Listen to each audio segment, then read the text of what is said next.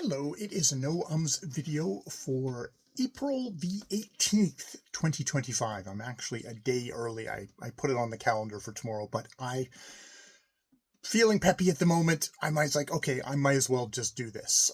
For this No Ums video, I decided I would review my the first one of my excerpt theater videos, which is me reading a passage from a work and then doing a very, very brief discussion of that passage, trying to kind of the purpose being to slow down and to particularize my reaction to works of the works that I read, and to really get that kind of a bit more close reading in my channel versus I come on and say, okay, here's War and Peace in 5 minutes, which I might end up doing. I might do some excerpts from War and Peace now that I'm closing in on the end, and but I probably also will do that very general kind of bird's eye review of the novel, of the book. I don't know if it's a novel. Yeah, that's a good question. It's an interesting hybrid. But I'm not talking about that at the moment. I'm talking about the video that I rewatched it. I have to say, from a metrics point of view, I posted that video. Nobody's given me any comments on it. So on that level, it's pretty much a self-sealed little object. Actually, I have to say I'm pretty happy with it though. And watching it makes me want to do more, of these. And, perhaps it's one of those things that'll take a while for it to build up steam as of something worthwhile to do. I'm impressed with myself in that I got it under 6 minutes, which it didn't take too much effort. Well, it did and it didn't take too much effort. I did a lot of prep work for it, and B, I did a first draft.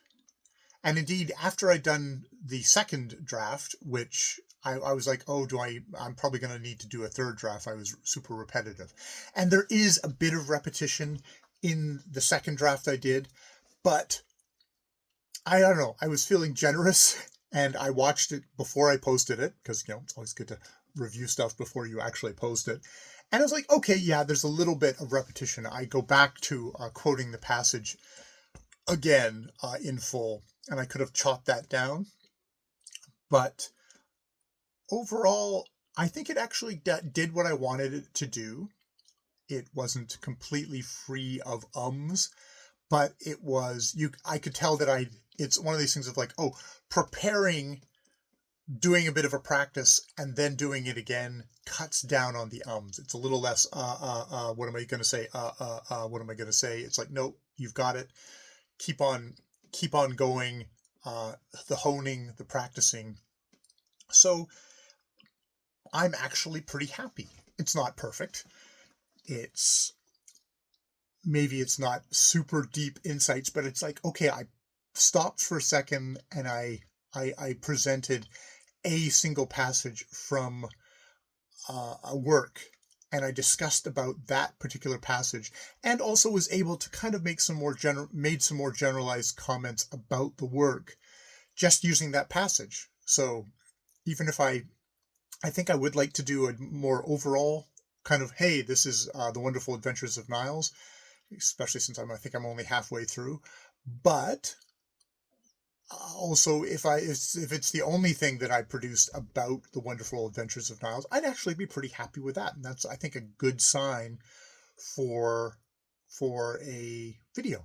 So yeah, good on me. And let that be my motivation for like, okay, I should go back and take a look at passages. What passages could I take from War and Peace and just do little microcosms?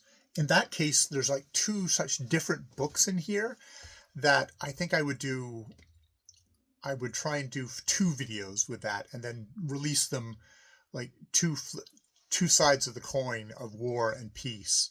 And it's not so much War and Peace as it's fiction and nonfiction for for this book, this big book that's is a drama, but is also an argument with historians in a way. So I've been thinking about it, so I should look for what would be best little passages to chop out there.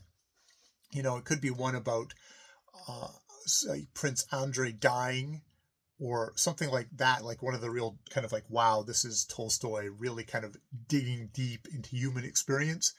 And another one being, oh wow, this is Tolstoy reminded me very much of Melville in his whaling chapters, except instead of whaling, it's about history, and it's about how much he does not agree with the idea of the great man theory, and mostly centering that around Napoleon, because probably centering it around a Russian Tsar would not be a good idea, even though he kind of hints that maybe there's not too many great men on the other side. He does also with the Russian generals as well, but it's a little bit less pointed when it comes to his own side, which you can kind of understand politically.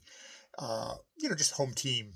There's a sense there, but also just like it's much easier to kind of look coldly and clearly at former antagonists than it is to look at your own people, and whose relatives and people might still be sticking around there even after, I think it's 50 years space between the writing of War and Peace and the events that it's depicting in the past. All right, so that is my No Ums video for April the 18th, 2025.